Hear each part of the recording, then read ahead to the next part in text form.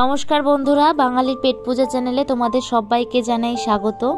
তোমরা আমাদের সব ভিডিওতেই আমার মায়ের ভয়েস শুনতে পাও। আজকে আমি তোমাদের সাথে কিছু সুন্দর মুহূর্ত তুলে ধরে তোমাদের সাথে এই ভিডিওটি শেয়ার করছি। আমি, মা, বাবা আর বাবার কর্মস্থানের স্টাফরা মিলে একটা পিকনিকের আয়োজন করেছে।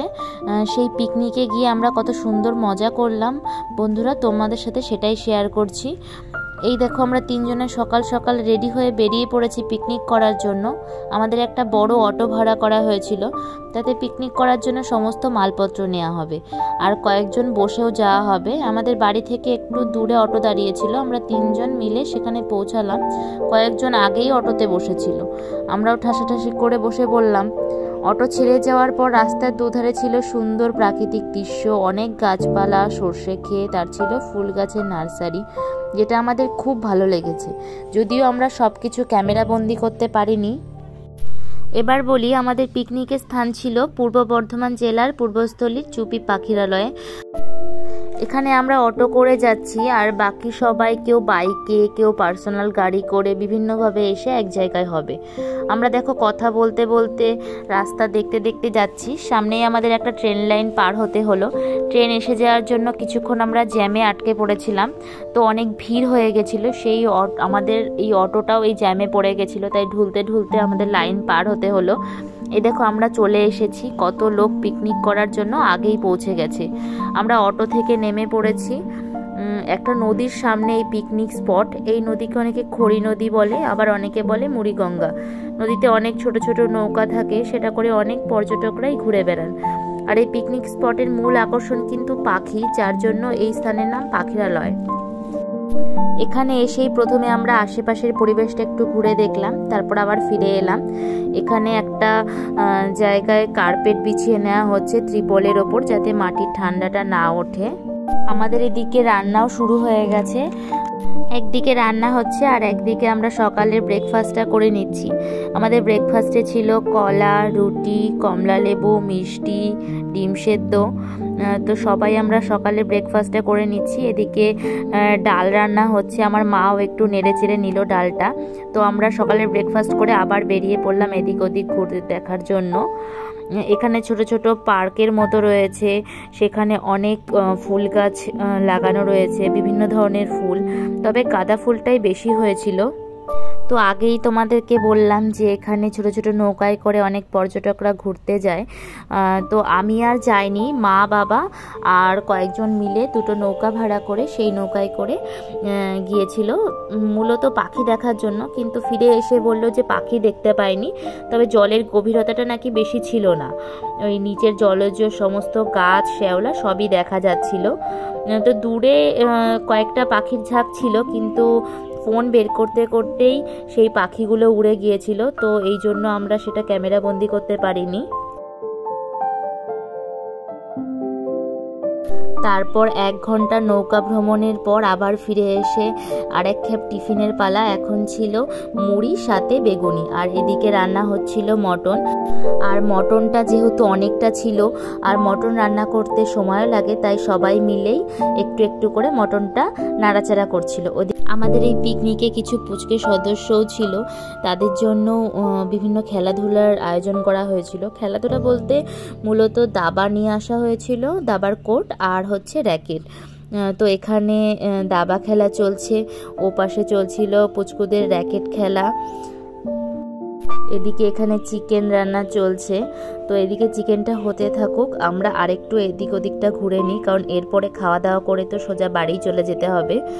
তো এখানে ছোট্ট ছোট্ট ঘর করা ছিল, ঘরটা তালা দেওয়া ছিল, তবে কেউ যদি এসে থাকতে চায় আগে থেকে যোগাযোগ করতে হবে। এই যে এখানে কত সুন্দর ছোট্ট ছোট্ট ঘরগুলো দেখতে লাগছে। তো আমরা ঘুরে এবার চলে এসেছি। এদিকে আমাদের রান্না সব কমপ্লিট, ভাত, ডাল, চিকেন, মটন।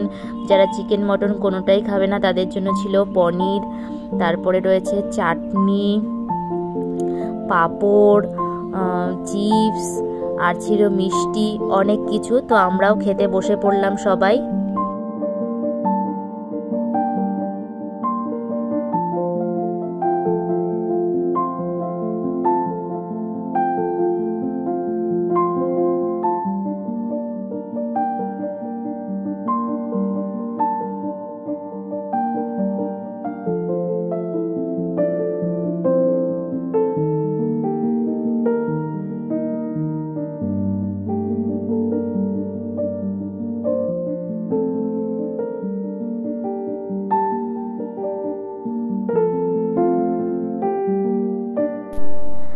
তো আমরা খেতে বসে পড়লাম, পাতাটা ধুয়ে নিলাম আর সমস্ত কিছু আমাদের পাতে পড়ে গেছে। তো এখন কথা না বলে চুপচাপ খাওয়ার পালা। এখনই আমার লোভ লেগে যাচ্ছে সেই এতদিনকার ভিডিওতে ভয়েস দিতে গিয়ে। সেদিনের সব কটা রান্নাই ছিল খুবই সুন্দর, খুবই লোভনীয়। আমাদের পুরো পেট ভরেছে, মন ভরেছে, আমাদের খুব ভালো লেগেছে সেদিনকার রান্না।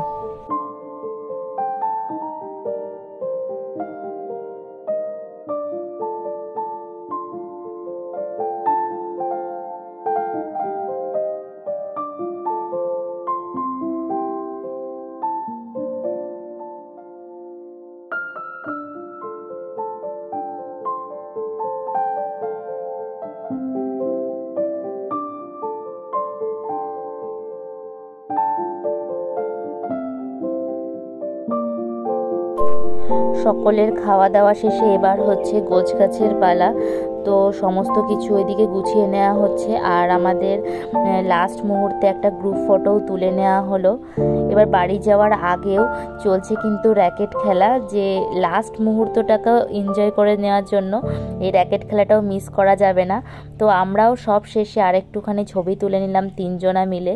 আমাদের তিনজনার একটা ছবিও তোলা হয়নি বলে, তো এই ফাঁকে একটু ভিডিও করা হলো। এদিকে আমরা সবাই টাটা করছি, কিন্তু এখানেই সমাপ্তি না। আমার মা আবার ছবি তুলতে চলে যাচ্ছে। ওদিকে অটো চলে এসেছে, অটোতে হর্ন দিচ্ছে, এদিকে মা বলছে আয় আয় আর একটু ছবি তুলে নি। এদিকে অটোর লোকের কাছে আমরা বকাও খাচ্ছি, কিন্তু আমাদের ছবি তোলাটা তাও চলবে।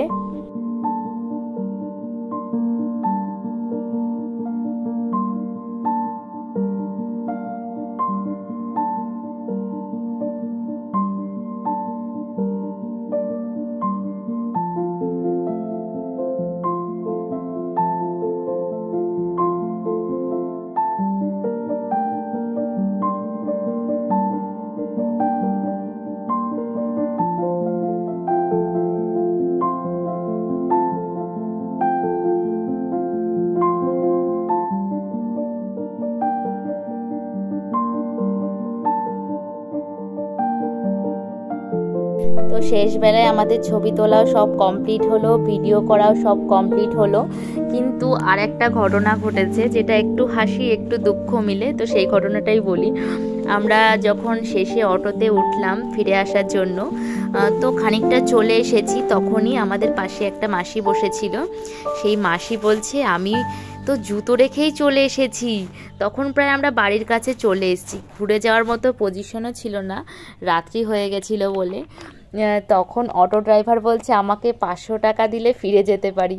তখন ভাবা হলো জুতোর দামের থেকে ড্রাইভারের ভাড়াই বেশি। এই ভেবে মাসির মনটা একটু খারাপ করেই বাড়ি যেতে হলো। কি আর করা যাবে, এইভাবে আজকে আমাদের সারাদিনটা খুব ভালো কাটলো। তোমরাও সকলে ভালো থেকো, সুস্থ থেকো।